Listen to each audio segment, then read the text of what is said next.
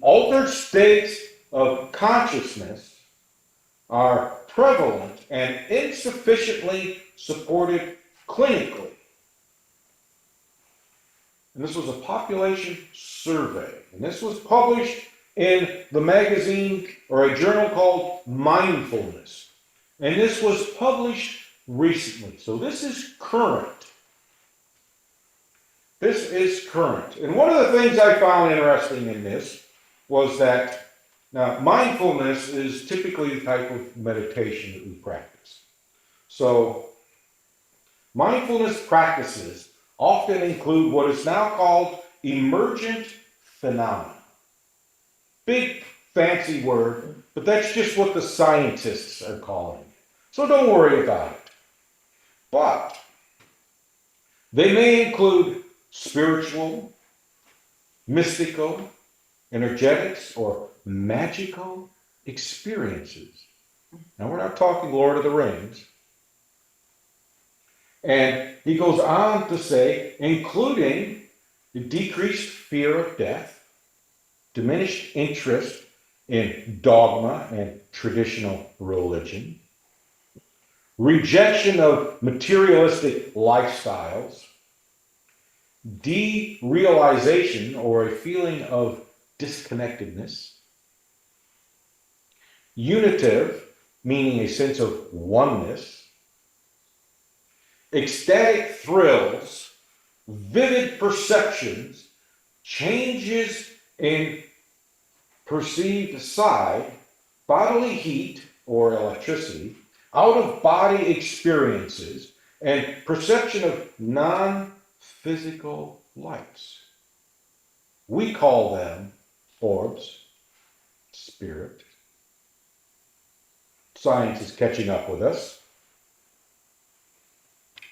And these shifts are sometimes characterized by a sense of dissolution of past conditioning, such as beliefs, a resetting of the mind, a sense of purpose, empathy, compassion, and more. That's a lot. Does any of this sound familiar? Mm-hmm. Which ones? All of them. All of them? I think I've experienced most of those. There was Yeah. a in there maybe I didn't understand what they were saying. Cool. Cool. Now is the time we're going to share our meditative experience. So who would like to go first?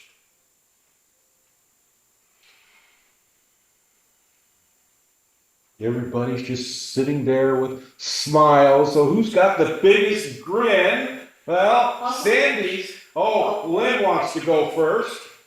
Somebody's got to go first. Okay, so for me, it felt like I was both grounded and floating at the same time. And I was in a very relaxed, deep sleep. And I was smiling because I was comfortable. I was intentionally sending out healing energy to begin with until I felt like I was one with that energy. Cool. Now comes the tough question. Uh-oh. You see, everybody gets a preview of what they're going to have to go through. Uh-oh. So here's the tough question. What does all of that mean to you? You shouldn't have to look at all of that. What I would say that it means to me is that I really appreciated being one with the divine, Okay. one with the energy. I felt like I was able to be comfortable in my own skin, so that I could be able to just send out that positive healing energy. And then the surprise was when it all came back. Good. Now, keep all of that in mind. I'll go. Oh, cool. I have experienced pretty much all of those things you listed from the article, and I don't meditate. So I guess the question would go to you. Explain that one. Okay, I didn't catch all of that. She said, Something, I don't meditate, I think. She experienced all those things, but I think She doesn't meditate, so she ah, wants you to explain that. well, now, that would be getting ahead of the game. Okay. So be patient because it's here. It's here. What's here? What The is? answer to your question. Ah, okay. It's part of the article. Actually, it may be the next, yeah, it's the next point that I will be reading. So be Okay. patient. And Sharon, Well, since you asked us to concentrate on, someone or, I didn't ask you to concentrate on anyone.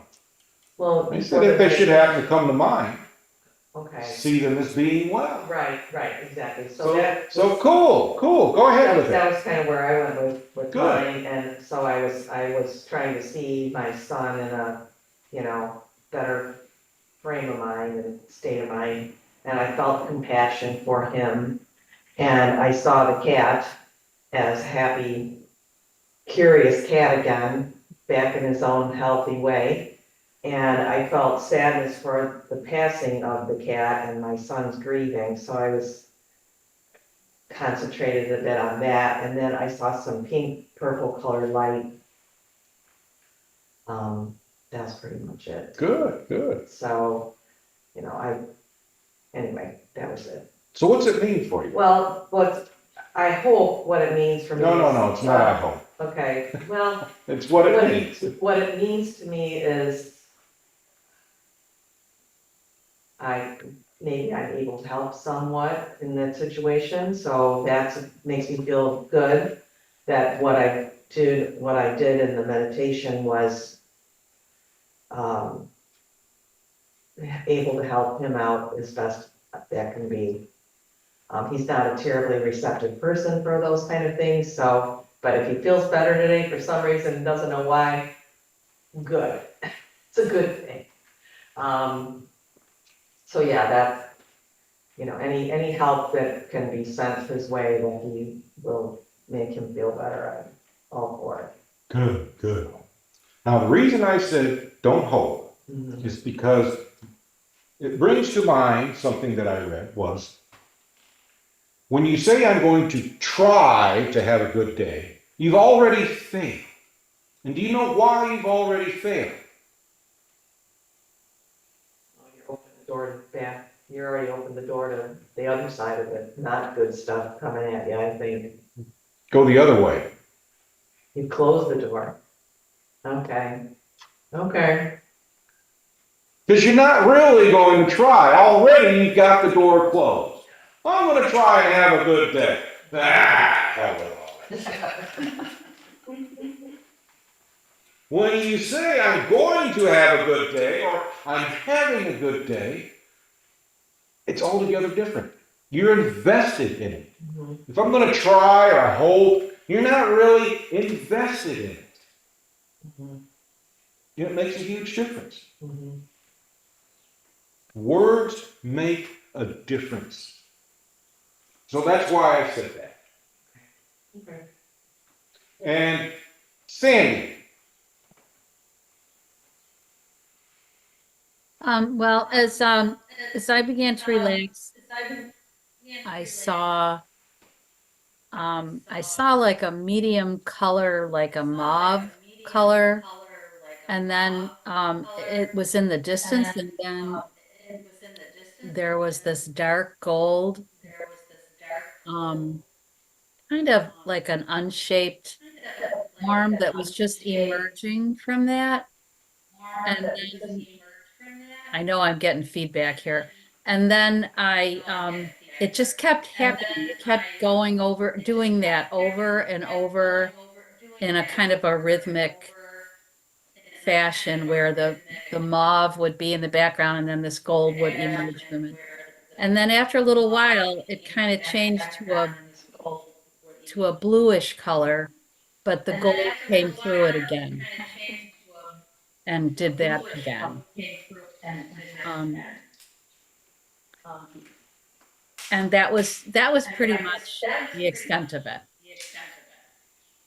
but it was nice because it was real calming and the colors were real calming.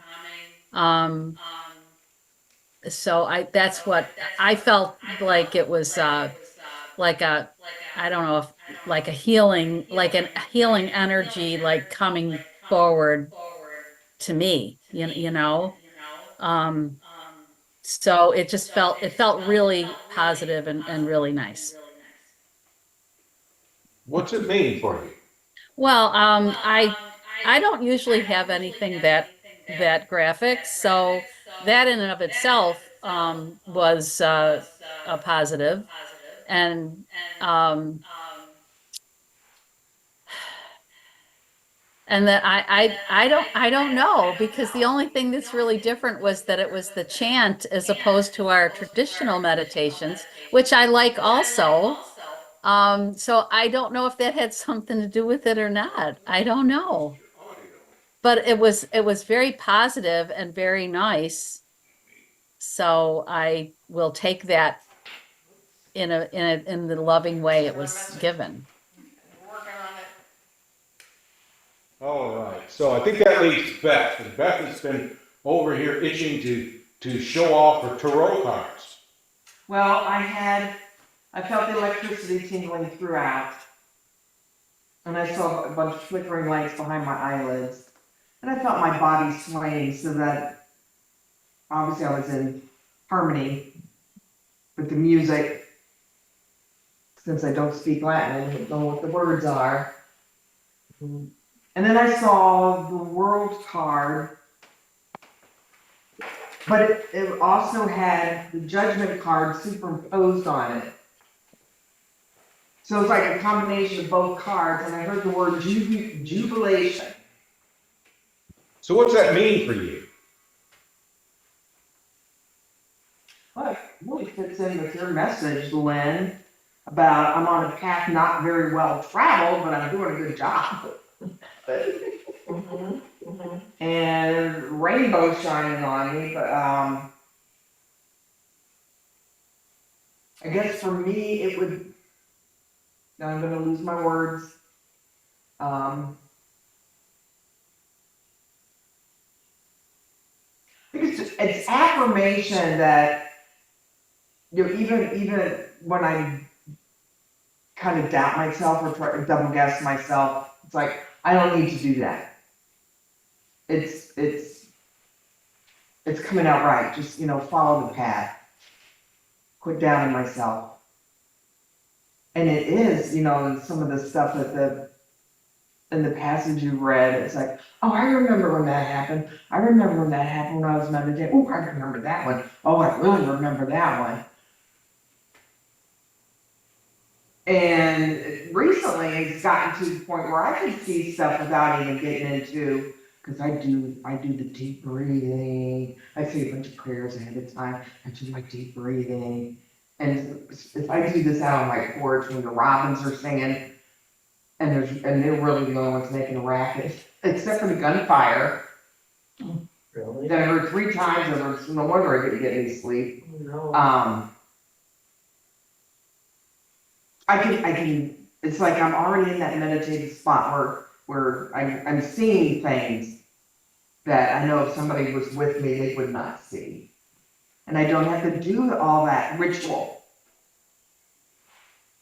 Nice. In fact, sometimes it's just a matter of closing my eyes briefly, taking a few deep breaths, and boom, I'm there. Nice. So, Congrats.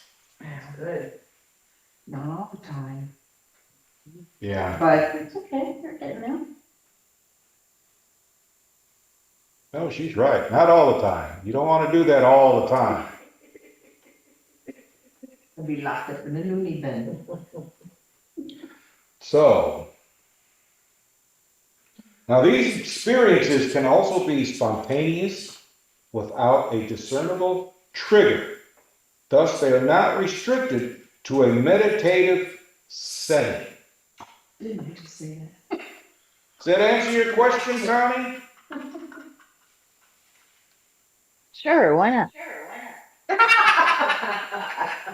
We all think that meditation is this exercise, and it's not. Meditation is merely a method to get your mind into a specific state. That's all it is. Meditation is a method. That's it. You can reach that same state, that state where you experience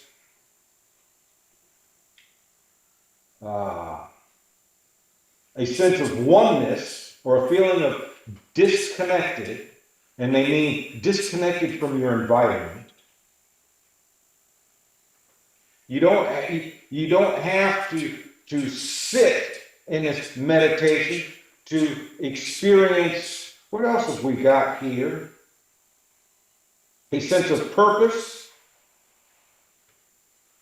a dissolution of past conditions or past conditioning. You don't need to sit and do that. There are a variety of ways to get your mind in that state. You do jogging, right, Sharon? Mm-hmm. You ever achieve that state while you're jogging? I've been close. I won't say I've completely. Thomas talked about that when he got down hiking, where you're going along, but I have had some moments where I do feel good, you know.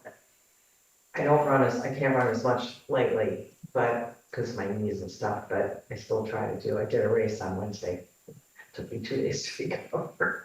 But yeah, I wish I could keep doing it more because it is a good feeling. I never thought I could do that and have, I never thought I could ever do that because once you get past this point, then you can do it. It's cool. Yeah. Anybody else have those types of experiences? Share one. Oh, for the longest time, I felt like if I took myself out of the equation, or if I wasn't focused on myself, then I felt like I was pretty much in that realm or that oneness all the time. What were you doing? It could be anything. No, I said, what were you doing at that particular time? Probably chores around the house, Okay. laundry, dishes, Mm-hmm.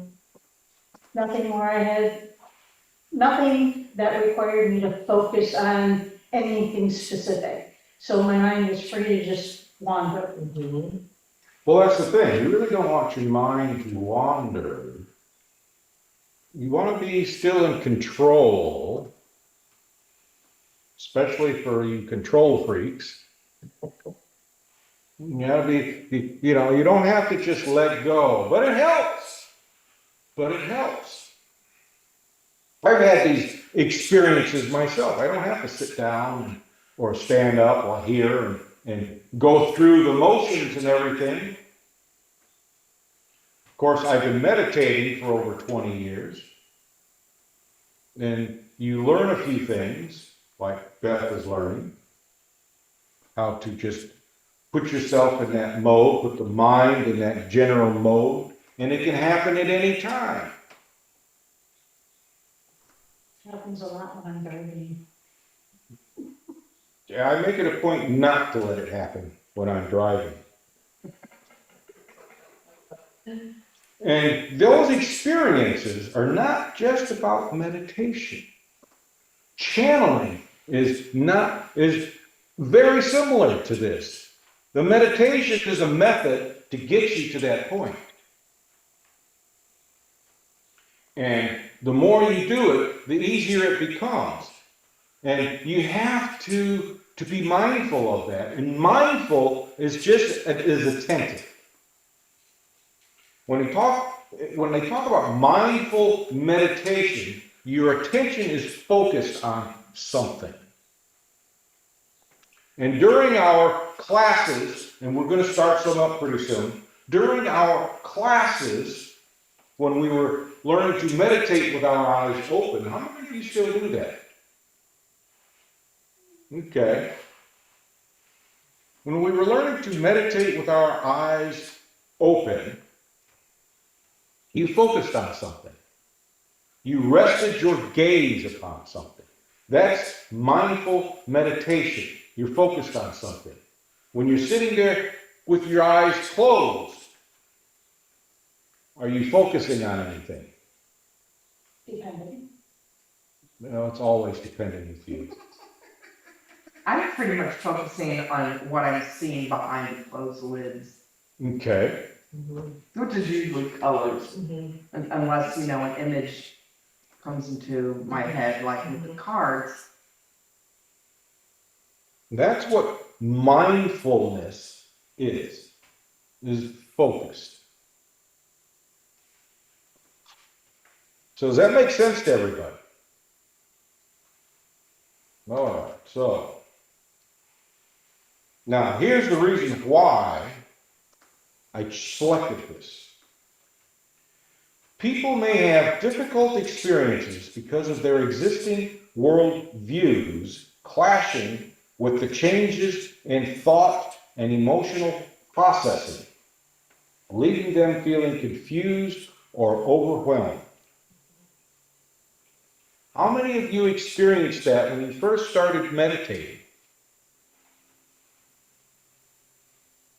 No? Not the world No? views, maybe overwhelmed, not necessarily the world views for me. I think you got that out of alignment there. What was your experience? Oh, today? Yep. Um, What was it? feeling compassion for my son, saw the cat,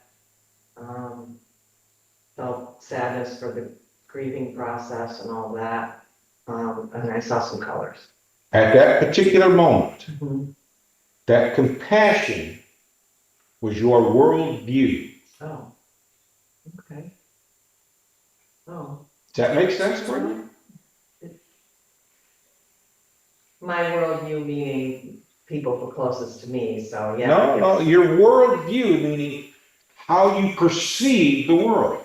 At that particular time, you were focused on him. Yes? Yes.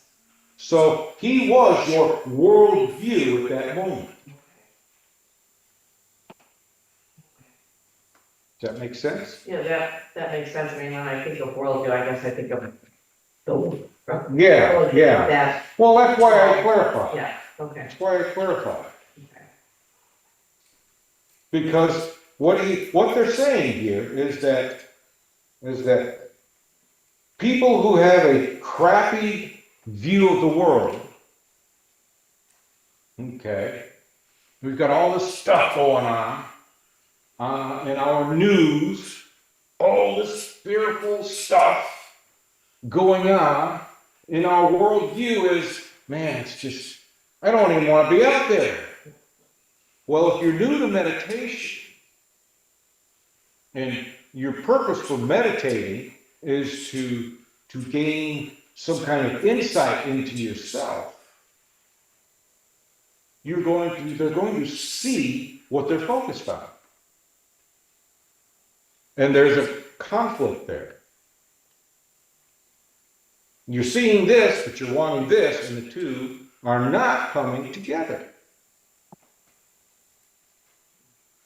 Now, when I read this article, I think it was maybe about 1.8%, don't quote me on that, but 1.8% of the population who meditated had a bad experience.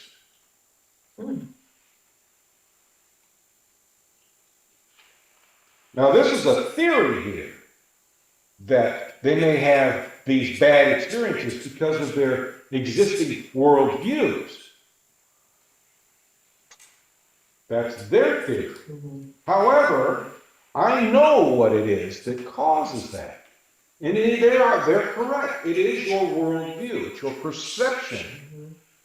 Your chosen perception And we're not always fully committed.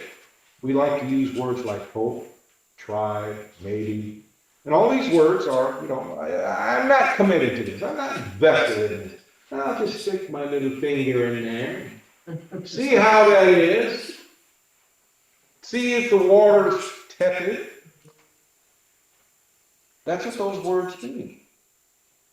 That's interesting you say that because, my son he was taking college classes and I guess he was required to take some sort of a class, I don't know if it was philosophy or whatever, but they did a meditation in it. And he said, oh, that was awful. It's like, that was awful. And he is not always the most positive person. So when he said it was awful, I knew immediately, I felt like, well, that doesn't make, first of all, you're not gonna open yourself up for anything. Nothing good is gonna come into that mindset. And so I wasn't surprised that he thought it was a terrible experience. I don't know exactly what he saw, or if he saw anything, or if he was just bored, and he just sitting there and, waiting for something. I don't know what happened, but it wasn't good. Whatever it wasn't good. So when 1.8% of people, if that's indeed true, have a bad experience, he was sure one of them. So. Now, here's another reason why a person may have a bad experience. They don't like themselves. I think that plays into it as well. Because the whole purpose of meditation is self-exploration. Mm-hmm. If you don't like yourself, you're not going to have a good experience of getting to know yourself. Mm-hmm. These are things that we will cover in our class, our coming class. So does all of this make sense to you? All right, so did this answer your questions, Connie?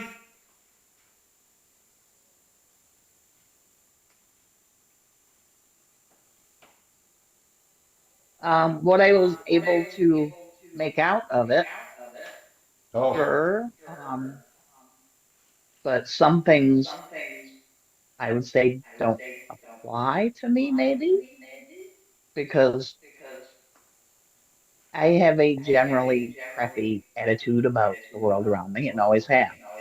But that doesn't mean I don't like myself, because I do. I like myself more than everybody else. she So, likes herself more than the crappy world, which makes sense. mm, Your worldview is one part, but how you see yourself is another part, and that's the biggest part. That is the oh, I biggest see part. myself as just the greatest thing ever. I know. No doubt about that. Good for you, Connie.